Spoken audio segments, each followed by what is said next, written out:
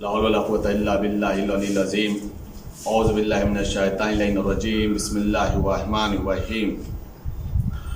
الحمد لله رب العالمين والصلاة والسلام على أشرف الأنبياء والمرسلين سيدنا ونبينا وشفيع ذنوبنا وطبيب نفوسنا مولانا مولى الكونين امام المشرقين والمغربين جد الحسن والحسين حبيب الہ العالمین بالقاسم محمد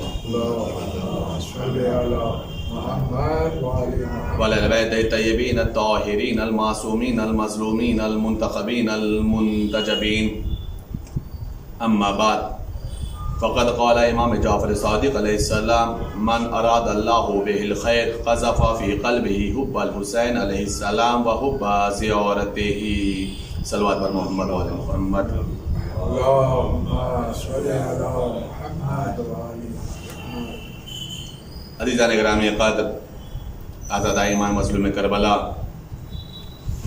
ماہ سفر، ماہ اربعین، ماہ زیارت، ماہ عزائے حسین ہے. امام جعفر صادق علیہ السلام کی بہت ہی مشہور و معروف حدیث مبارکہ ہے کہ جس کے اندر امام جعفر صادق علیہ السلام ارشاد فرما رہے ہیں من اراد اللہ بہ الخیر قذف فی قلبہ حب الحسین علیہ السلام و حب زیارتہ. جب خداوند عالم کسی بندے کے ساتھ نیکی کا ارادہ کرتا ہے تو اس کے دل میں امام حسین علیہ السلام کی محبت ڈال دیتا ہے اور اس کے دل میں قبر امام حسین علیہ السلام کی زیارت کی محبت ڈال دیتا ہے. عزیزان گرامی، میں نے بھی عرض کیا کہ ماہ اربعین ہے، ماہ سفر ہے، ماہ عزا ہے. یہ جو کائنات کے گوشے گوشے میں امام حسین علیہ السلام کی محبت کے اوپر عزا کا اہتمام ہے، یہ جو کائنات کے گوشے گوشے میں ذکر امام حسین ہو رہا ہے، یہ کسی انسان کے بس کی بات نہیں تھی اگر خداوند عالم ہمارے قلب میں امام حسین علیہ السلام کی محبت نہ ڈالتا. یہ عزا امام حسین کا ہونا، یہ عزا امام حسین کا برپا کرنا، یہ عزا امام حسین میں شرکت کیا جانا، یہ عزائے امام حسین علیہ السلام کا اہتمام کیا جانا، یہ زیارت امام حسین علیہ السلام کے اپنے قلب میں شوق کا پیدا ہونا، زیارت امام حسین علیہ السلام کے لیے جانا، زیارت امام حسین علیہ السلام کے لیے بھیجنا، زیارت امام حسین علیہ السلام کا پڑھنا، یہ سب کچھ مرہون منت ہے خداوند عالم کی طرف سے قلب میں ڈالی گئی نیکی کا. اگر خداوند عالم ہمارے قلب کو اتنا پاکیزہ نہ بناتا کہ جس میں محبت حسین بستی، جس میں زیارت امام حسین علیہ السلام کی محبت کی خوشبو آتی، تو عزیزان گرامی نہ جانے ہمارا کیا حال ہوتا. اور شاید یہ کہنا بھی غلط نہ ہوگا جو دوسرے امام حسین سے دور ہیں، خدا نہ خواستہ یہی حال ہمارا بھی ہوتا. یہ امام حسین علیہ السلام کے دل میں محبت کا ہونا اس بات کی دلیل ہے کہ اللہ نے ہم لوگوں کا انتخاب کیا ہے محبت امام حسین کے لیے. اللہ نے ہم لوگوں کو پسند کیا ہے امام حسین علیہ السلام کی محبت میں. خداوند عالم نے ہم لوگوں کے قلوب کا استفا کیا ہے. استفا یعنی چننا، پسند کرنا، منتخب کرنا. اللہ نے اگر منتخب کیا ہے تب جا کر کے ہمارے قلب کی دھڑکن کا نام حسین بنا ہے. اس دھڑکتے ہوئے دل میں جو محبت ہے یہ امام حسین علیہ السلام کی محبت ہے، آل محمد کی محبت ہے. اب امام صادق کیا فرما رہے؟ من اراد اللہ بہ الخیر قذف فی قلبہ حب الحسین علیہ السلام و حب زیارتہ. اللہ جب نیکی کا ارادہ کرتا ہے کسی بندے کے ساتھ کہ اللہ نیکی کرے تو اس کے دل میں امام حسین کی محبت ڈال دیتا ہے. دوسرا مسئلہ کیا ہے؟ ان کے قبر کی زیارت کی محبت ڈال دیتا ہے. روک کر کے میں پہلے ایک بات اپنے سامعین اور ناظرین، اپنے چھوٹے بھائیوں کی بارگاہ میں عرض کروں. ہر انسان کی خواہش ہے کہ قبر مطہر امام حسین کی زیارت کرے، اور انسان دن و رات شب و روز دعا کرتا ہے، نمازوں میں، مجلسوں میں، دعاؤں کے بعد دعاؤں میں زیارتوں کو شریک کرتا ہے.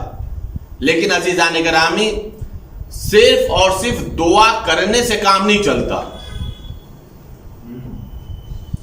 صرف اور صرف دعا کرنے سے کام نہیں چلتا.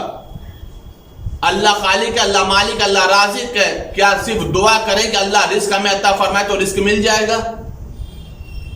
خدا نخواستہ کوئی بیمار ہو اور دعا کرے کہ اللہ ہمیں شفا دے دے اور طبیب اور ڈاکٹر کے نہ جائے تو کیا اسے صحت مل جائے گی؟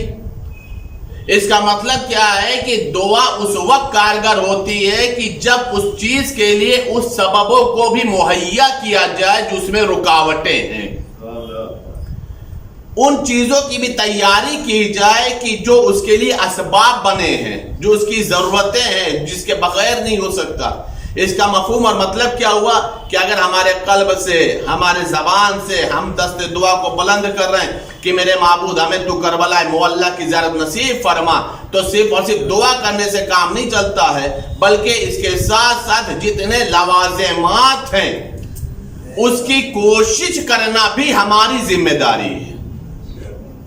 اس چیزوں کا اہتمام کرنا بھی ہماری ذمہ داری، ان رکاوٹوں کو اپنے سے برطرف کرنا بھی ہماری ذمہ داری ہے جو زیارتوں میں حائل ہیں، جو زیارتوں میں رکاوٹیں بنی ہوئی ہیں. اب اس کے بعد اگر ہم رکاوٹوں کو دور کر دیں گے اور اس کے بعد اللہ کی بارگاہ میں دعا کریں گے تو انشاءاللہ تعالی خداوند عالم کربلا معلیٰ کی زیارت سے تمام زائرین امام حسین، تمام عزادار امام حسین، تمام محبان امام حسین کو انشاءاللہ تعالی اللہ مشرف کرے گا. زیارت امام حسین ہے کیا؟ اس بات کو آپ محسوس کریے گا. یہ ایک تڑپ ہے، یہ ایک تڑپ ہے جو ہر مومن کے قلب میں ہے. ہر مومن چاہتا ہے کہ وہ امام حسین علیہ السلام کے روضے کی زیارت کے لیے جائے. ایک بہت بڑے عالم گزرے آیت اللہ مرتضی حائری، غور فرمائیے گا. آیت اللہ مرتضی حائری، انہوں نے کتاب لکھی ہے شیخ مرتضی حائری کے بارے میں. ان کے سلسلے سے یہ کتاب لکھی آیت اللہ مرتضی حائری نے شیخ مرتضی حائری رضوان اللہ علیہ کے بارے میں. شیخ مرتضی حائری کون ہے؟ جنہوں نے حوض علم قم کی بنیاد رکھی ہے، جنہوں نے پورا یہ مدرسہ قائم کر دیا ہے علوم آل محمد کے لیے. شیخ مرتضی حائری کے دل میں بہت تڑپ رہتی تھی کربلا معلیٰ جانے کی. اتفاق یہ ہوا کہ بستر مرض پر آ گئے. جب بستر مرض کے اوپر آیت اللہ حائری آ گئے تو روایت یہ بتا رہی ہے، ان کے بارے میں لکھنے والے آیت اللہ مرتضی حائری لکھتے یہ ہیں کہ تڑپ رہے تھے، بے چین تھے بستر مرض پر. اچھا، عمر بھی زیادہ ہو چکی تھی، بیماری اس قدر شدید تھی کہ اب وہ جانے کے لائق نہیں تھے، لیکن روح کو امام حسین کی روح سے جوڑے ہوئے تھے. اپنے تمنا کو، اپنی خواہش کو بارگاہ حسین سے منسلک کیے ہوئے تھے، اس امید کے ساتھ کہ کبھی تو زیارت امام حسین ہو جائے گی، کبھی تو امام حسین کے روزے کی زیارت ہو جائے گی. لیکن ہوا یہ کہ وہ انتقال کر گئے، بستر مرض سے شفا نہ مل سکی، صحت مند نہ ہو سکے، معذوری رہی، اور نتیجہ یہ ہوا کہ وہ آخری عمر میں کربلا معلیٰ کی زیارت نہ کر سکے. اس کے پہلے انہوں نے زیارت کی، ایسا نہیں کہ انہوں نے زیارت نہیں کی تھی، زیارت کی تھی، لیکن یہ تڑپ تھی کہ چاہتے تھے کہ ہر سال، ہر روز، بار بار کربلا معلیٰ کی زیارت نصیب ہو جائے. انتقال کر گئے. گھر والوں کو بہت زیادہ افسوس ہوا کہ عبد الکریم حائری کو آخری وقت میں کربلا معلیٰ کی زیارت نصیب نہ ہو سکے، مولا حسین کے روزے کی زیارت نہ کر سکے. بیچارے بستر پہ تڑپ رہے تھے، بے چین تھے کہ کسی بھی طریقے سے زیارت نصیب ہو جائے. دیکھیے عزیزان گرامی، جب روح متصل ہوتی ہے تو کیا ہوتا ہے، جب آل محمد سے انسان لو لگاتا ہے تو کیا ہوتا ہے. شیخ عبد الکریم حائری کے انتقال کے بعد نہ جانے کتنے لوگ ان کے گھر پر آئے، اور آنے کے بعد سب نے ایک ہی خواب بیان کیا. شیخ عبد الکریم حائری کے انتقال کے بعد نہ جانے کتنے لوگ ان کے گھر پر آئے اور سب نے ایک ہی خواب نقل کیا کہ ہم لوگوں نے خواب میں یہ دیکھا ہے کہ شیخ عبد الکریم حائری کربلا معلیٰ کی زیارت کے لیے گئے ہوئے، امام حسین اسلام کی روزے کی زیارت کر رہے ہیں. عزیزان گرامی، اگر ایک انسان ایک خواب دیکھے، دو انسان خواب دیکھے، تو ممکن ہے کہ انسان یہ کہہ دے کہ چلو بھائی ان کو لگاؤ تھا، محبت تھی، ان کے قریبی تھے، ان کے دماغ سے ان کی تصویر نہیں ہٹ رہی تھی اور وہ ان کے جملے نہیں ہٹ رہے تھے، جس کا نتیجہ یہ کہ ان کے بھی دماغ میں کربلا بسی ہوئی ہے۔ لیکن عزیزان گرامی، کئی افراد کا مسلسل یہی بار بار کہنا کہ مبارک ہو شیخ عبد الکریم حائری کو ہم لوگوں نے خواب کے عالم میں کربلا معلی میں روضہ امام حسین کی زیارت کرتے ہوئے دیکھا ہے۔ اس کا مطلب کیا ہوا؟ اس کا مطلب یہ ہوا کہ اگر انسان واقعاً امام حسین علیہ السلام کے روضے کی قبر کی زیارت کی تڑپ رکھتا ہے، اگر جسم کو انتقال بھی ہو جائے تو مولا حسین اس کی روح کو اپنے جوار میں بلا لیتے ہیں۔ مولا امام حسین اس کی روح کو اپنے قبر کی زیارت کراتے ہیں۔ مولا امام حسین علیہ السلام اسے زیارت سے محروم نہیں کرتے۔ جہاں تک میں نے زیارت امام حسین علیہ السلام کو سمجھا ہے، میں اپنی بات عرض کر رہا ہوں، کائنات میں شاید یہی ایک عبادت ایسی ہے کربلا معلی کے سفر کے لیے کہ جہاں پر کوئی بھی انسان عمر نہیں دیکھتا، صحت نہیں دیکھتا، زیادہ راہ نہیں دیکھتا، راستے کی تکلیفوں کو نہیں دیکھتا۔ ابھی اربعین کا زمانہ آنے والا ہے، آپ غور فرمائیے گا، دیکھیے گا انشاءاللہ تعالی ایسے ایسے لوگوں کو زیارتوں کے کلپس نظر آئیں گی، فوٹو ملیں گی کہ جو بیچارے شاید اپنے گھر میں اٹھ نہیں سکتے ہیں لیکن وہ معذور کی حالت میں بھی چل کر کے کربلا جاتے ہیں۔ آخر یہ شوق کہاں سے پیدا ہو رہا؟ آخر یہ جذبہ کہاں سے پیدا ہو رہا؟ آخر یہ جسم میں طاقت جیسی برکت کون دے رہا ہے؟ یہ برکت وہیں سے مل رہی ہے جس کے شوق میں انسان گھر سے نکلا ہے زیارت کے لیے۔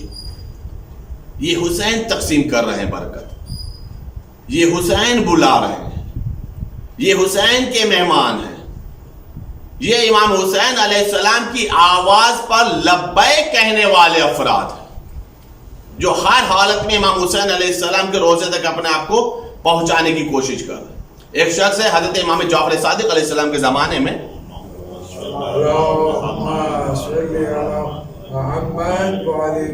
آپ غور فرمائیے گا، امام جعفر صادق علیہ السلام کا زمانہ، ایک شخص ہے مولا کا چاہنے والا ہے، مولا کے پاس روتا ہوا گھر کے اندر داخل ہوا، مولا کے پاس روتا ہوا گھر کے اندر داخل ہوا۔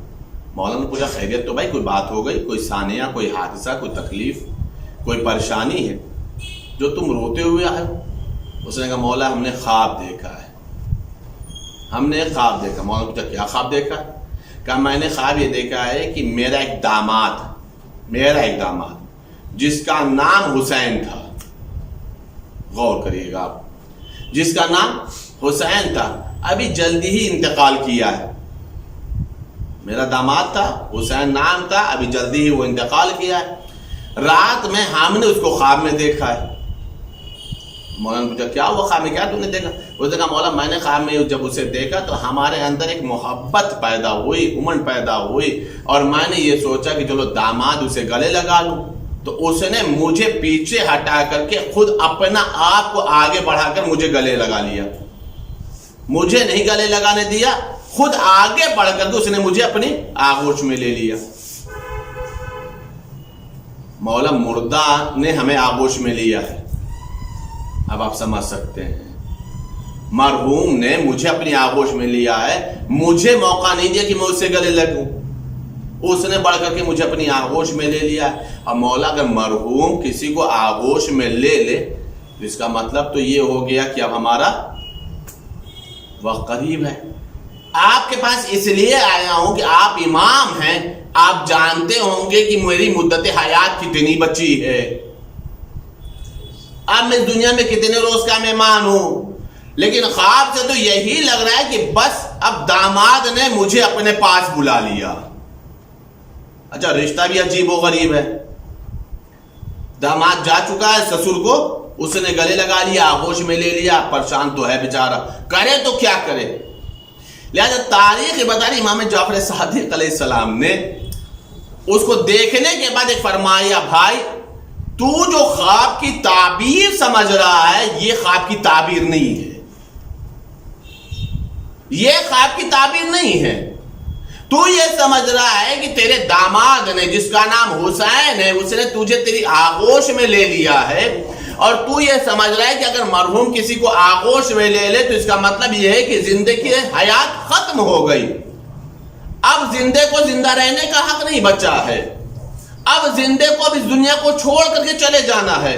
تو یہی سمجھ رہا ہے. کہاں مولا مرحوم اگر آ جائے خواب میں اور آ کر کے وہ ہمیں لے جانے کی بات کرے، گلے لگا لے، تو اس کا مفہوم تو یہی ہوگا نا کہ اب وہ ہمیں لے جانے کے لیے آیا ہے، یہ موت کی خبر دے رہا ہے، اب یہ ہماری زندگی کے خاتمے کی بات ہو رہی. مولا نے فرمایا خواب کی دلیل یہ نہیں ہے. کہ پھر مولا نے فرمایا خواب کی تعبیر یہ ہے کہ انشاءاللہ تجھے ان قریب خداوند عالم میرے جد حسین کے روزے کی زیارت نصیب فرمائے گا،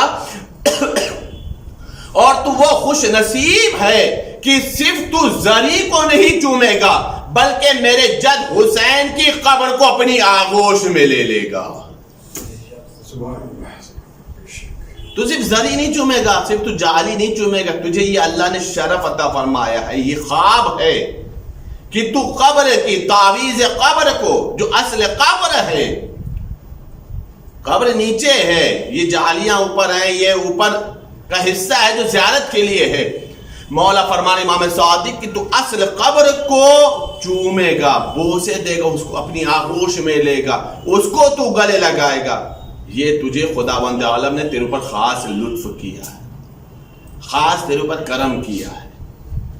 عزیزان گرامی، روک کر کے پہلے ایک بات عرض کر دوں، ضروری نہیں کہ جو انسان جو خواب دیکھے اپنے سے من مطابق، اپنے علم کے مطابق تعبیر طے کر لے. اگر انسان خواب کو دیکھ کر کے اپنے علم کے مطابق تعبیر کو طے کرے گا تو زیارت جیسی تعبیر کو بھی موت سے معین کرے گا. لیکن اگر ان سے پوچھا جائے گا جو واقعی علم رکھتے ہیں، جو خواب کی تعبیر جانتے ہیں، اور صرف خواب کی ہی تعبیر نہیں ہے بلکہ علم لدنی کے مالک ہیں، اگر ان سے لو لگایا جائے گا، ان کے دروازے سے معلومات حاصل کی جائے گی، ان سے تعبیرات کو پوچھا جائے گا، تو جسے انسان خواب کے عالم میں موت سمجھ رہا ہے اسے وہ زیارت سے تعبیر کریں گے، اسے وہ زیارت بتائیں گے. اور عزیزان گرامی، جب مولا نے اسے زیارت کی خوشخبری سنا، یہ بشارت دی ہے، تو ایک مطلب اس نے خود کہا، ہاں فرزند رسول، میں غریب ہوں، میری بہت خواہش ہوتی تھی جب میں سنتا تھا کہ فلاں زیارت پہ جا رہا ہے، فلاں شخص کربلا مولا حسین کی ذات کے لیے، میں بھی تڑپ جاتا تھا، میں دن و رات اللہ کی بارگاہ میں دعا کرتا تھا، میرے معبود کب یہ شرف مجھے ملے گا، کب میں امام حسین کے روزے کی ذات کروں گا. آج خواب کے ذریعے سے اور آپ کی بشارت کے ذریعے سے اس بات کا یقین ہو گیا کہ اللہ نے میری اس خاص دعا کو مستجاب کر دیا، خاص دعا کو اللہ تبارک و تعالیٰ نے قبول کر لیا. آج کی تاریخ میں زیارت بہت آسان ہے عزیزان گرامی. اب تو الحمدللہ لوگ نجف سے کربلا مولا تک پیدل بھی جاتے ہیں. حالات کے لیے اللہ کی بارگاہ میں دعا کرنا چاہیے، خداوند عالم مسبب الاسباب، ابھی بھی 40 میں موقع ہے، خداوند عالم ہندوستان والوں کے بھی راہوں کو فراہم کر دے تاکہ ہندوستان سے بھی قافلے پہ قافلے جائیں کربلا مولا زیارت کے لیے. اللہ مسبب الاسباب، اللہ انشاءاللہ تعالی راہوں کو فراہم کرے گا. لیکن آپ دیکھیں کہ نجف اشرف سے لوگ کربلا مولا تک پیدل جاتے ہیں. جو انسان اپنے شہر میں 1-2 کلومیٹر بھی پیدل نہیں جاتا، وہ تقریباً 100-110 کلومیٹر کا سفر پیدل طے کرتا ہے. کیوں کرتا ہے؟ یہ شوق زیارت ہے، یہ محبت حسین ہے، جس میں اتنا طویل سفر بھی کر لیتا ہے. یہ شوق میں بھی ہے، محبت میں بھی ہے، اجر رسالت کے طور پر بھی ہے، حسین کی روح سے خاص متصل ہونے کا ذریعہ بھی ہے. میں نے ابھی عرض کیا کہ ابھی تو راہیں بہت آسان ہو جاتی ہیں. یہ تو انسان جو پیدل جاتا ہے ایسا نہیں کہ مجبوری میں جا رہا ہے، محبت میں جاتا ہے. لیکن اگر آپ بنی امیہ اور بنی عباس کی تاریخ اٹھا کر کے دیکھیں تو آپ کو پتہ چلے گا کہ ایسے سے زائرین گزرے ہیں، ایسے زائرین گزرے ہیں کہ جنہوں نے صرف پیدل نہیں گئے زیارت کرنے کے لیے. مثلا بغداد سے کربلا مولا، بلکہ انہوں نے اپنا قربانیاں دی ہیں، قربانیوں کے بعد کربلا گئے ہیں زیارت کے لیے. ورنہ بنی امیہ بنی عباس کی تاریخ اٹھا کے دیکھیں تو زیارت امام حسین پہ بہت پابندیاں تھیں، بہت زیادہ پابندیاں لگائی گئی تھیں. یہاں تک تھا کہ ٹیکس دینا پڑے گا، ایک کثیر رقم مانگی جاتی تھی، درہم و دینار وصولے جاتے تھے، یہاں تک بھی غنیمت تھا. لیکن بعد میں زیارت کے نام پر قربانیاں مانگی جاتی تھی. دو جاؤ گے تو ایک کو زیادہ نصیب ہوگی، ایک کو زیادہ نصیب نہیں ہوگی. کہا کیا کرنا ہے؟ کہا ایک کا قتل کر دیا جائے گا، شہید کر دیا جائے گا. جس کے پاس کچھ بھی نہیں ہوتا تھا وہ اپنے جسم کا ایک اعضا قطع کرواتا تھا. ایک دفعہ گیا تو ہاتھ کٹوا دیا، دوسری مرتبہ گیا تو دوسرا ہاتھ کٹوا دیا، تیسری مرتبہ گیا تو پیر کٹوا دیا. لیکن لوگ شوق میں جاتے تھے زیارت کرنے کے لیے. ہم جب زیارتوں میں فقرے پڑھتے ہیں نا، اے کاش ہم کربلا کے میدان میں ہوتے تو ہم اپنی جان قربان کر دیتے مولا حسین کے اوپر. یہ فقرے ایسے ہی افراد کے اوپر صادق آتے ہیں کہ جو زیارت امام حسین کے لیے اپنی اولادوں کو قربان کر رہے تھے، اپنے بھائیوں کو قربان کر رہے تھے. تب یہ جو جملہ پڑھا جائے گا تو ایک الگ لطف آئے گا، تب سمجھ میں آئے گا واقعاً ہم کربلا میں ہوتے تو اپنی جان قربان کرتے تھے. جہاں بہت سارے زائرین جاتے تھے اس میں ایک خاتون تھی، ایک مومنہ تھی جس کے پاس پیسہ نہیں تھا. بنی عباس کا دور تھا، متوکل کا دور تھا، پیسہ نہیں تھا اس کے پاس، ضعیفہ تھی. اتفاق یہ تھا کہ اس کے پاس بچے بھی نہیں تھے کہ بچوں کو قربان کر دیتی. بیوہ تھی، اس لیے سر پہ وارث بھی نہیں تھا کہ اپنے وارث کے اجازت سے چلی جاتی. لیکن ذات امام حسین کا بہت شوق تھا. سنتی تھی کہ قافلہ جا رہا ہے تو تڑپ جاتی تھی کہ کیسے میں جاؤں زیارت امام حسین کے لیے. روایت بتا رہی کہ وہ غریبی میں دوسروں کے گھروں پہ جاتی تھی اور برتنوں کو صاف کرتی تھی، برتن دھوتی تھی، گھروں کی صاف صفائی کرتی تھی. اور جو بدلے میں اجرت ملا کرتی تھی اس کو وہ اپنے اوپر خرچ نہیں کرتی تھی، بلکہ اسے جمع کرتی تھی کہ جب اتنی رقم ہو جائے گی جو ٹیکس ہے وہ دے دوں گی، میں کربلا زیارت کے لیے چلے جاؤں گی. یعنی وہ جو مزدوری کر رہی ہے گھروں میں جا کر کے دوسروں کا کام کرے، وہ اپنے پیٹ کے لیے نہیں کر رہی ہے کہ میں بھوکی ہوں، اس شوق میں کام کرے کہ مجھے حسین کے روزے کی زیارت نصیب ہو جائے. ایسے ایسے زائرین گزرے. روایت بتائی ضعیفہ کام کرتی تھی، لوگوں کے گھروں کے جھوٹے برتن دھوتی تھی، گھروں کی صاف صفائی کرتی تھی، بدلے میں جو اجرت ملتی تھی اسے وہ جمع کرتی تھی. یہاں تک کام کرتے کرتے جب اس نے اتنا پیسہ جمع کر لیا جتنا متوکل کے طرف سے حکم تھا ٹیکس کے طور پر ادا کرنے کے لیے، تو وہ چلی. ایک مطلب دریائے دجلہ کے پل پر پہنچی تو وہاں پر متوکل کے سپاہی کھڑے تھے، ان کے لشکر والے کھڑے تھے. دیکھا کہ ضعیفہ چلی آ رہی. پوچھا کہاں جا رہی ہو؟ تو دل میں تو حسین تھا ہی، فوراً زبان سے بول دیا کربلا جا رہی ہوں زیارت کے لیے. کہا لیکن تیرے پاس کیا ہے، کیا چیز دے گی تو؟ کہا میرے پاس درہم ہے اتنا جتنا متوکل نے حکم دیا، جتنا ٹیکس لگایا گیا. اس نے تھیلی نکالی، اس نے وہ ٹیکس کی بھر کے جتنا بھی درہم کی رقم ان لوگوں کے حوالے کر دی. لیکن میں نے ابھی عرض کیا کہ بیچاری ضعیفہ تھی، غریب تھی، جتنی بھی اجرت ملتی تھی وہ اپنے اوپر خرچ نہیں کرتی تھی. نتیجہ کیا ہوا؟ لباس بوسیدہ تھا، لباس پھٹا ہوا تھا، لباس میں پیون لگے ہوئے تھے. ایک متوکل کے سپاہیوں نے کہا کہ دیکھو اس کی حالت سے لگتا تو نہیں ہے کہ یہ درہم اس کا ہوگا، اس کی کیفیت سے لگتا نہیں کہ یہ درہم و دینار اس کا ہوگا. ممکن ہے کہ اس نے کہیں چوری کی ہے، کہیں اس نے رہزنی کی ہے، ورنہ اس کی حالت سے لگتا تو ہے نہیں کہ اتنا اس کے پاس ہو سکتا ہے. ایک مطلب کہا اسے لے جاؤ اور لے جا کر کے دریائے دجلہ کے اندر پھینک دیا جائے، کم سے کم اس نے چوری کی تو اس کو سزا مل جائے گی. دریائے دجلہ کے حوالے جائے گی، خود بخود مر جائے گی، ختم ہو جائے گی. جیسا ہی کہا گیا کہ تو نے چوری کی ہے تو روایت بتا رہی ضعیفہ رونے لگی، اور ضعیفہ نے روتے روتے ایک مرتبہ کربلا مولا کا رخ کیا اور ایک جملہ کہا، اے مولا حسین جب تک زیارت نہیں ہوئی تھی اسی امید میں تھی کہ محنت کروں گی، مزدوری کروں گی، لوگوں کے گھروں کے کام کروں گی، اے میرے مولا میں نے بہت محنت کے ساتھ اس پیسے کو اکٹھا کیا ہے، ابھی تک زیارت نہیں ہوئی تھی تو میں سوچتی تھی کبھی تو زیارت ہو جائے گی، لیکن میرے مولا یہ سب کچھ کرنے کے بعد بھی زیارت بھی نہ ملی، اور اے میرے مولا آج ہمارے اوپر چوری کا الزام بھی لگ گیا کہ میں نے چوری کی ہے۔ اے میرے مولا تو جانتا ہے کہ میں نے کس محنت کے ساتھ، کس مشقت کے ساتھ اتنا پیسہ اکٹھا کیا تھا، صرف اس آس کے ساتھ، صرف اس امید کے ساتھ کہ ایک مرتبہ آپ کے روزے کی زیارت کر لوں، لیکن اے میرے مولا زیارت نصیب نہ ہوئی، الٹے چوری کا الزام لگ گیا۔ ابھی وہ مولا کے روزے کی طرف متصل تھی ہی، مولا کی طرف رجوع کیے ہوئے تھی کہ روایت بتا رہی ہے کہ مطلب اس کو اٹھایا اور اٹھانے کے بعد سپاہیوں نے دریا دجلہ کی طرف پھینک دیا۔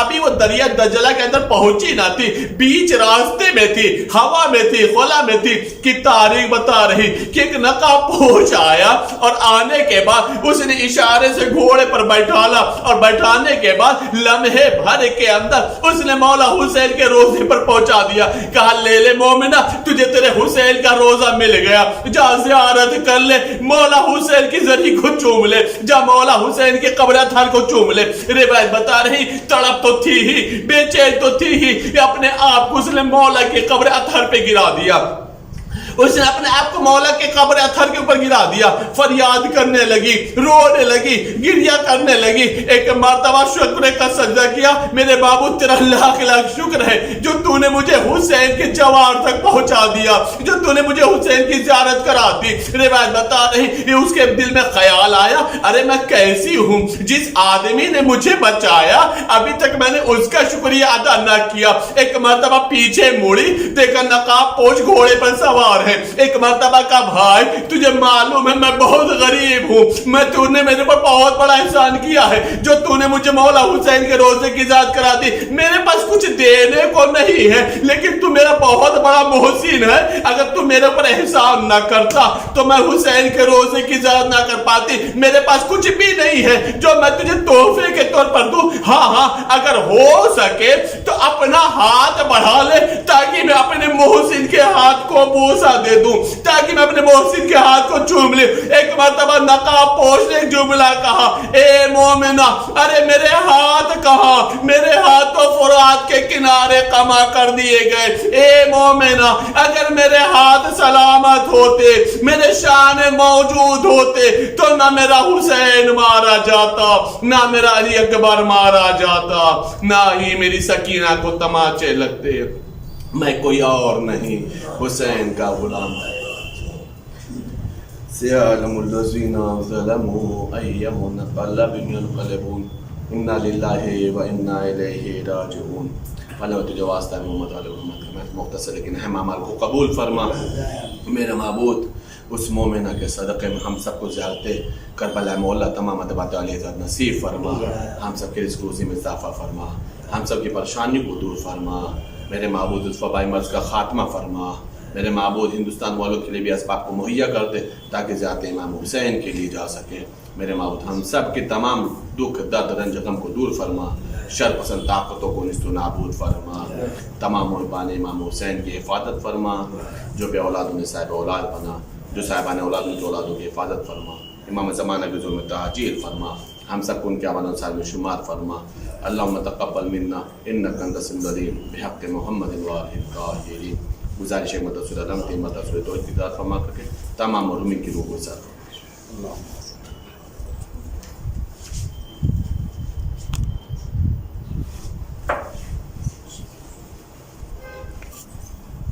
ہو گیا۔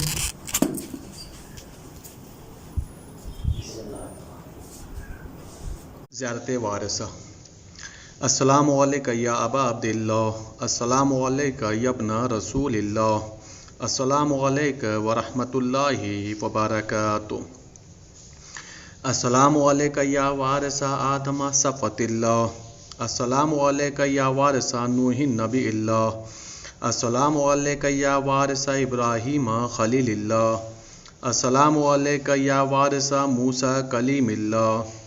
السلام علیکہ یا وارث عیسیٰ روح اللہ. السلام علیکہ یا وارث محمد حبیب اللہ. السلام علیکہ یا وارث امیر المؤمنین. السلام علیکہ یا ابن محمد المصطفیٰ. السلام علیکہ یا ابن علی المرتضیٰ. السلام علیکہ یا ابن فاطمۃ الزہراء. السلام علیکہ یا ابن خدیجۃ الکبریٰ. السلام علیکہ یا سار اللہ وابن سارہ والوتر الموتور. اشہد انک قد اقمت الصلاۃ وآتیت الزکاۃ وامرت بالمعروف ونہیت عن المنکر وأطعت اللہ ورسولہ حتی أتاک الیقین. فلعن اللہ امة قتلتک ولعن اللہ امة ظلمتک ولعن اللہ امة سمعت بذلک فرضیت بہ. یا مولایا یا ابا عبداللہ اشہد انک کنت نورا فی الاصلاب الشامخہ والارحام المطہرہ لم تنجسک الجاہلیۃ بانجاسها ولم تلبسک من مدلہمات ثیابها. واشہد انک من دعائم الدین وارکان المؤمنین. واشہد انک الامام البر التقی الرضی الزکی الہادی المہدی. واشہد ان الائمة من ولدک کلمۃ التقوی وعلام الہدی والعروۃ الوثقی والحجۃ علی اہل الدنیا. واشہد اللہ وملائکتہ وانبیاءہ ورسولہ انی بکم مومن وبآیا بکم موقن بے شرائع دینی وخواتیم عملی وقلبی لقلبکم سلم وامری لامرکم متبع. صلوات اللہ علیکم وعلی ارواحکم وعلی اجسادکم وعلی اجسامکم وعلی شاہدکم وعلی غائبکم وعلی ظاہرکم وعلی باطنکم. زیارت جناب علی ابن الحسین علیہ السلام. السلام علیکہ یا ابن رسول اللہ. السلام علیکہ یا ابن نبی اللہ. السلام علیکہ یا ابن امیر المؤمنین. السلام علیکہ یا ابن الحسین الشہید. السلام علیکہ ایھا الشہید وابن الشہید. السلام علیکہ ایھا المظلوم وابن المظلوم. لعن اللہ امة قتلتک ولعن اللہ امة ظلمتک ولعن اللہ امة سمعت بذلک فرضیت بہ. زیارت جملہ شہداء کربلا علیہم السلام. السلام علیکم یا اولیاء اللہ وحباؤہ. السلام علیکم یا اصفیاء اللہ واوداؤہ. السلام علیکم یا انصار دین اللہ. السلام علیکم یا انصار رسول اللہ. السلام علیکم یا انصار امیر المؤمنین. السلام علیکم یا انصار فاطمۃ الزہراء سیدۃ نساء العالمین. السلام علیکم یا انصار ابی محمد الحسن ابن علی ولی الناس. السلام علیکم یا انصار ابی عبداللہ. بے ابی انتم و امی طبتم وطابت الارض التي فیہا دفنتم وفوزتم فوزا عظیما. فیا لیتنی کنت معکم فافوز معکم. زیارت جناب عباس علیہ السلام. السلام علیکہ یا مولا ابو الفضل عباس علیہ السلام یا ابن امیر المؤمنین علیہ السلام. السلام علیکہ ایھا العبد الصالح المطیع للہ ولرسولہ. اشہد انک قد جاہدت ونصحت وصبرت حتی أتاک الیقین. لعن اللہ الظالمین لکم من الاولین والآخرین والحقهم بدرک الجحیم. السلام علیکہ یا افضل الشہداء. السلام علیکم ورحمۃ اللہ وبرکاتہ. السلام علیکہ یا غریب الغرباء. السلام علیکہ یا معین الضعفاء والفقراء. السلام علیکہ یا شمس الشموس. السلام علیکہ یا انیس النفوس. السلام علیکہ یا سلطان العرب والعجم.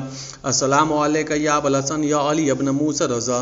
السلام علیکم ورحمۃ اللہ وبرکاتہ. السلام علیکہ یا صاحب العصر والزمان. الامان الامان الامان من فتنۃ الزمان. السلام علیکہ یا شیخ القرآن. السلام علیکہ یا خلیفۃ الرحمن. السلام علیکہ یا امام زمانہ ھذا عجل اللہ تعالی فرجک وسہل اللہ تعالی مخرجک وظہورک واجعلنا من اعوانک وانصارک ورحمۃ اللہ وبرکاتہ.